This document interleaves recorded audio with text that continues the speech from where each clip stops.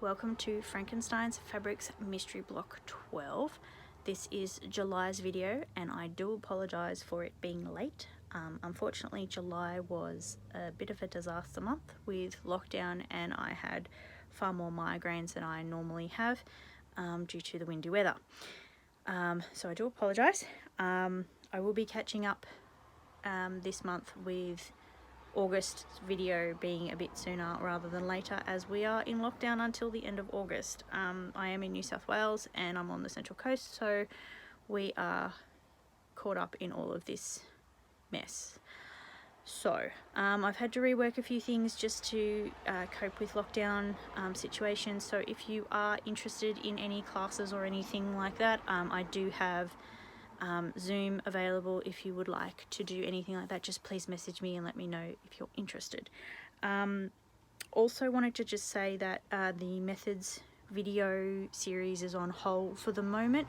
I'm just reworking some bits and pieces for it, but I also have an upholstery series coming up because I'm working on that bedroom chair that I posted about on Instagram and Facebook the other day.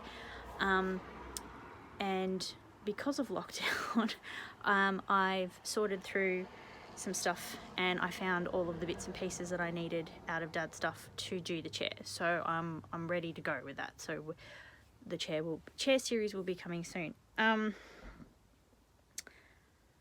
So today's video, disappearing 9 patch, one of my favorites. It is a great block to do quickly. It comes together nicely. You can showcase fabrics, you can make fabrics disappear if they're a bit ugly. You can put things in like fussy cut for certain things. You can make it like a kid's I Spy quilt and hide, you know, different characters and creatures and things like that. It's a great block. It's fun. It's an economic block too because you can use any size square to create the 9 patch. I generally work from about 4 inches up. I try not to do them too small unless I'm working on a dog quilt or a miniature of some kind. So bigger is better in this instance. So with that, I just wanted to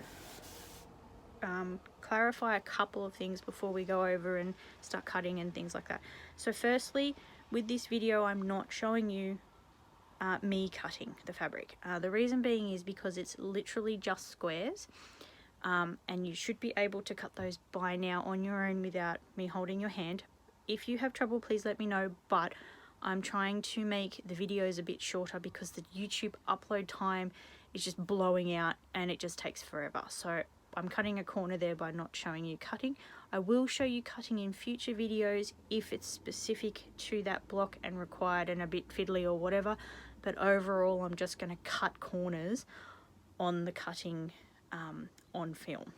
So that's the first thing. Second thing, with this disappearing 9 patch, I have fiddled with the maths a little bit.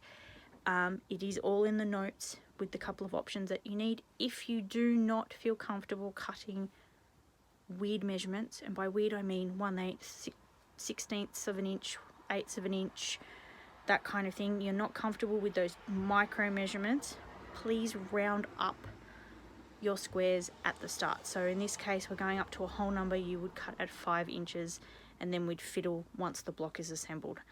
I'm cutting at 4 3/4, which is 4.75. So you can follow what I'm doing, but at one stage you will be cutting smaller amounts. So if you're not comfortable at that point, start with the 5 originally.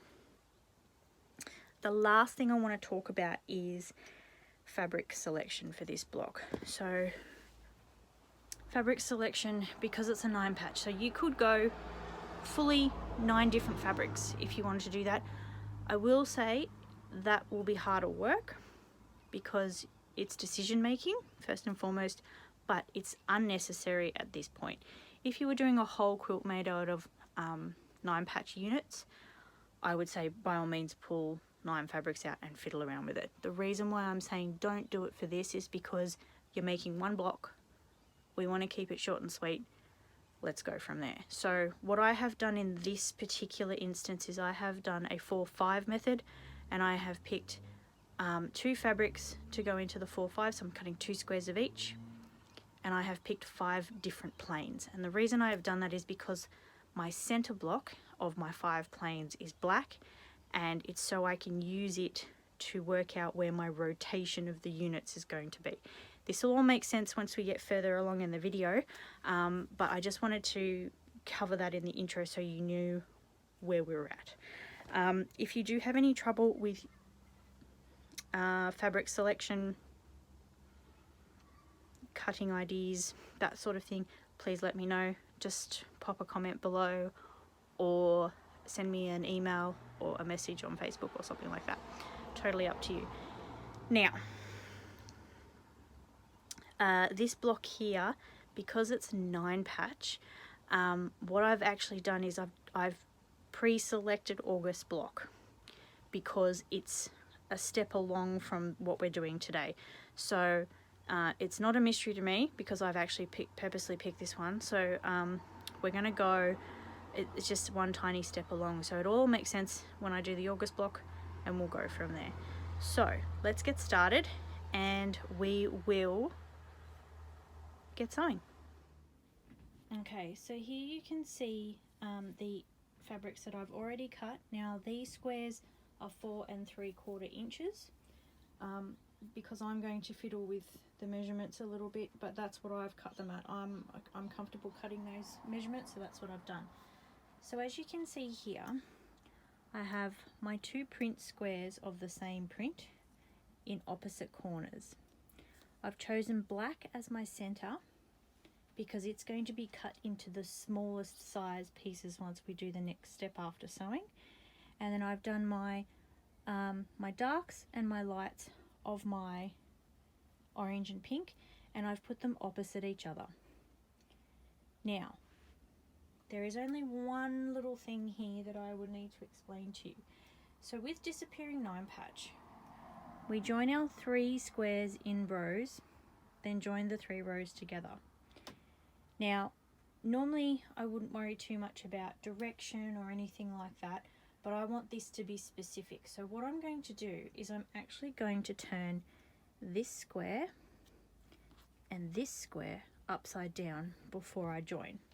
And the reason being is because when we move to the next step of making the 9 patch disappear, which is our cutting through here and through here, I then want to be able to rotate my blocks around, and this section and this section are going to be rotated so that this print comes around to the right location again.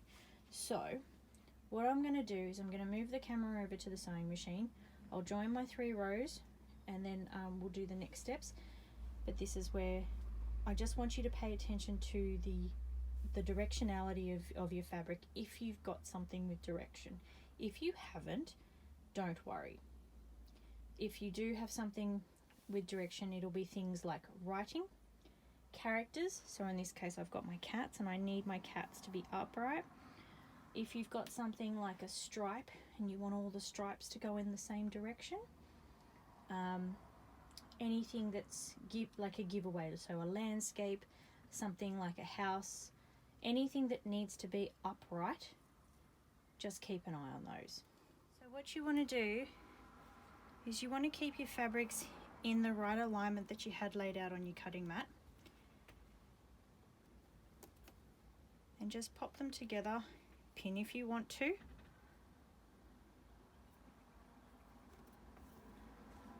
and then sew them together.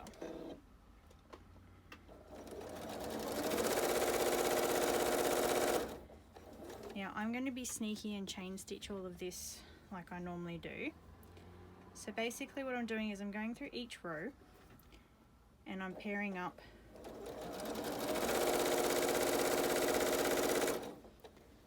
what is the right hand pair of squares on my block. So the center block and the right hand square.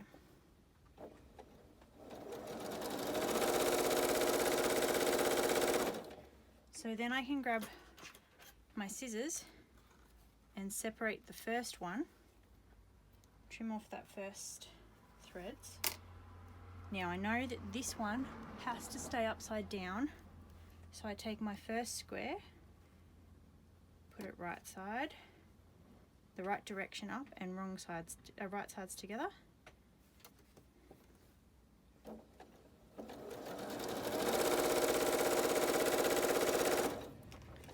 then I will take my second one, and I do this step by step, so taking each one off when I'm ready to sew it. That way it stays in order.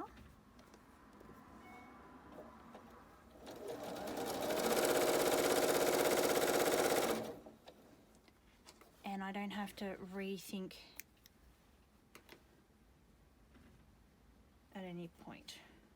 So remember, make sure this one's upside down.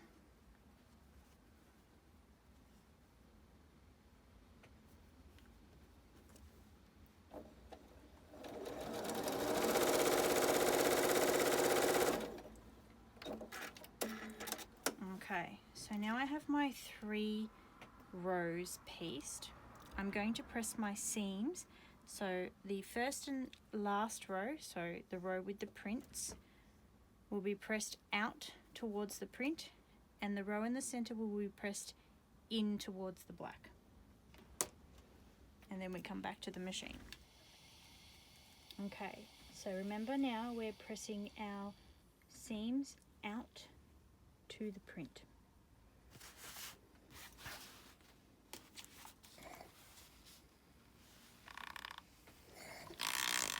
Now, as normal, I have starched these fabrics before I cut anything. If I need to restarch at any stage, I will, but generally it's pretty good to go from the one lot of starching. Check that you haven't got any seams rolled over, and then press the next one.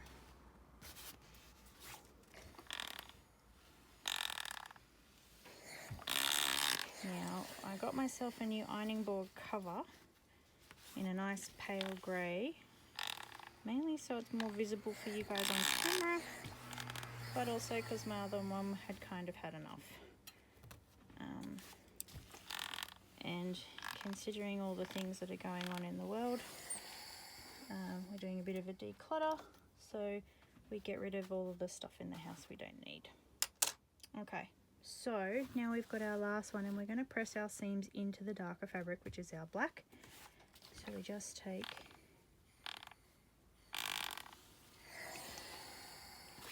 now I do give my fabrics a tiny little pull against the resistance of the iron, but I'm not stretching. And I check on the front again, make sure there's no rolls. Okay. So now I have my blocks all pressed, and I can fiddle around with my layout again.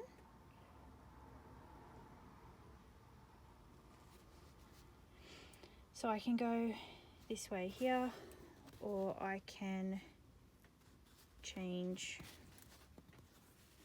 back to what I had originally on the mat, and then go from there. Okay, so now what you can do is you can flip your first row over onto the second, and abutting the seams, you can pop a pin in at the seam. Just use your fingers to align that, and then sew down this one and repeat for the last row. Okay, so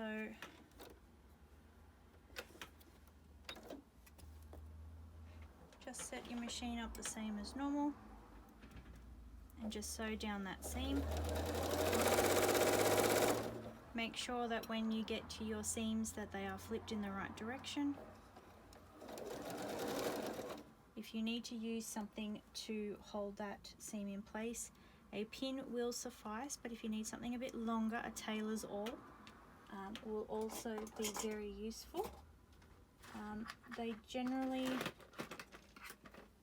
it's sometimes called a stiletto if you've ever heard of that. So it's just so you can hold things in place and keep your fingers away from the needle and the foot.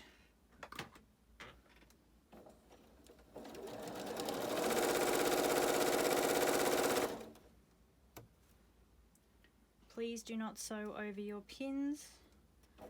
You do not want to break a needle, a pin, or damage your machine in any way, and you also don't want any broken needles flying up into your face.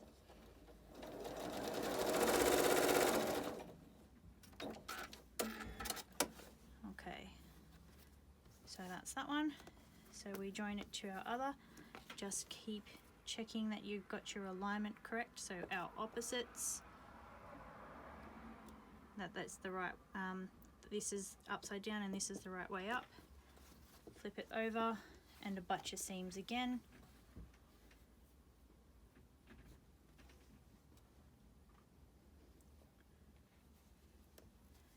This is one of the rare times that I do like to pin because it keeps everything in place and you do get those nice junctions where everything meets up.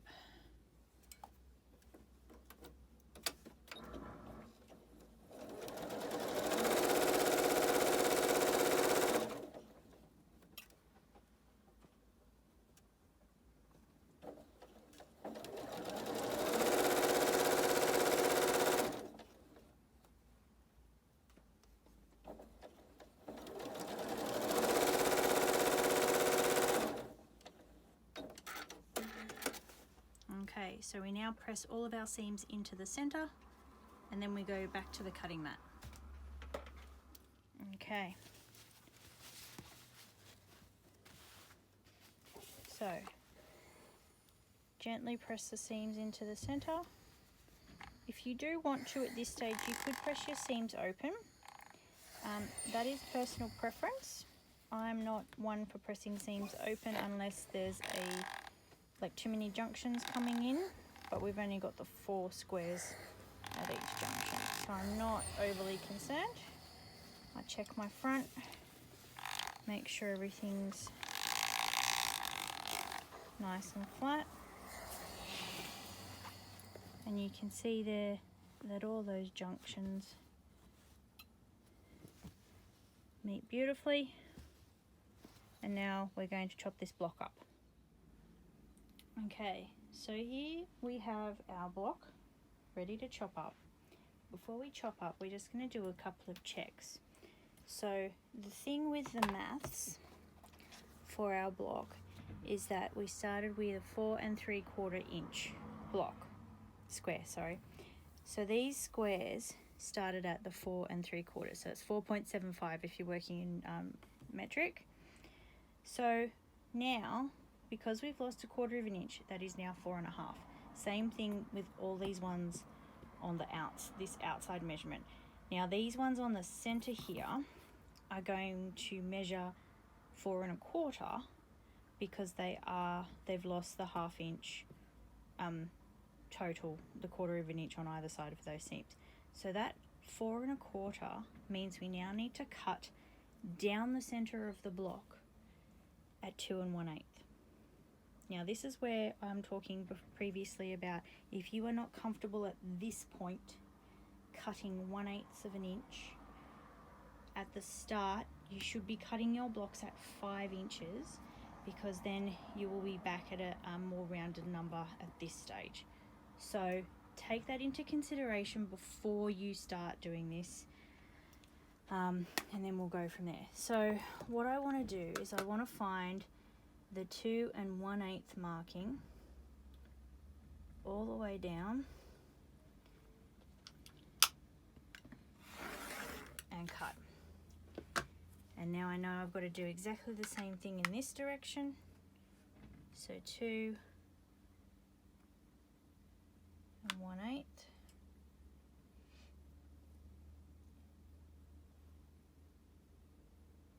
Now make sure you use a ruler that is bigger than your block so that you can do this cutting in one go. It's just a lot easier. Trust me. So we are now at the stage where we can play with our rotation. So this is the bit that I liked because we're going to make the 9 patch disappear. So the reason why I had these upside down is because now I want them to do this. So now they're all right side up. If I wanted to play around with this in other ways and have redone my fabrics in different ways, I could have had it so that all of my prints were in the center.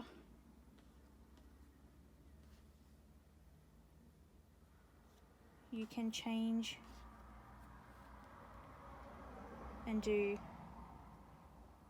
the repetition of your square. You can change it so you've got your L shapes opposite. There's a few different ways that you can play with the disappearing 9 patch. It's one of my favorite blocks for that very reason. You can play around with it and get different effects from it. Now the reason I've chosen this is because this is the most standard layout, is that you flip the 2 of them, and that's why I did these prints upside down so that I knew that they would come the right way. Now if you were to make an entire quilt that looked like this, you would use it, your black points here as your guide for your rotation, so that you could see the tiny little black squares traveling in all different directions. So you would have a run of diagonals going this way where they touch, and a run of diagonals going this way where they would touch at this point here, because this block would be here. So you can play around with a 9 patch block. You can get lots of different configurations. It's great for quick and easy quilts. It's perfect for kids quilts because it's kind of like an I Spy in that way. The kids can then play around with and try and find the fabrics that, and the characters and creatures that you've got on those fabrics. So what we're going to do now is we're going to join this seam here and this seam here, press our seams in opposite directions, and then sew this seam here, and we're all done. Okay, so we've got our block here ready to go. So I'm just going to flip this one over, pin them if you do want to stabilize them, that's up to you. Now remember, you're going to have seams going in all different directions now from on the back here, so just keep your fingers down or use your tailors all to keep them in check.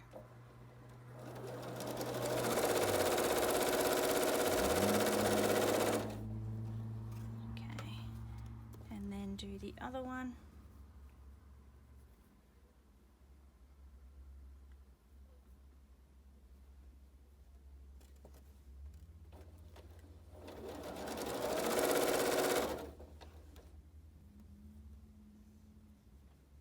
One underneath doesn't want to stay.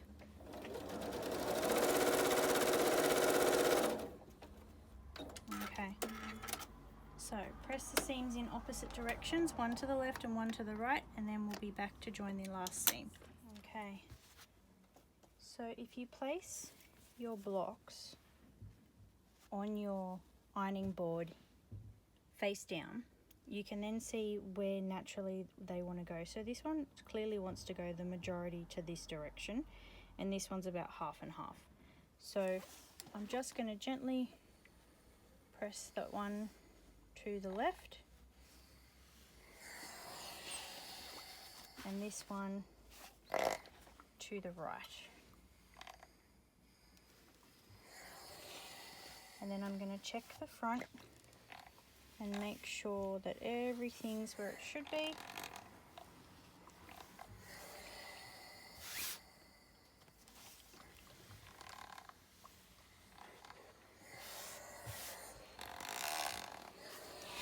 Okay, so now I have my block almost complete.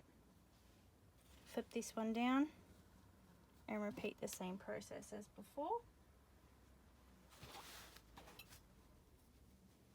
Find that center and pop the pin in. Just check your other seams in case anything needs to flip, and then sew that seam down. Okay, so we're sewing our last seam.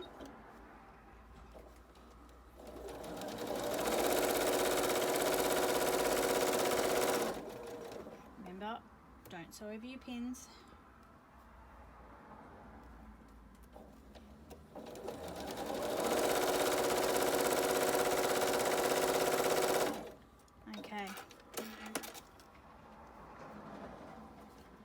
So we have our block. So just press that last seam and we're good to go. Okay, so I now have my block face down on my ironing board as before. The seam seems to want to go in a few different directions. It's a bit wobbly in both ways. So what I'm going to do is I'm actually going to press it open. So if you don't want to get your fingers burnt, you can use a tailor's awl just to help press that seam open without burning your fingers and flipping everything in the wrong direction.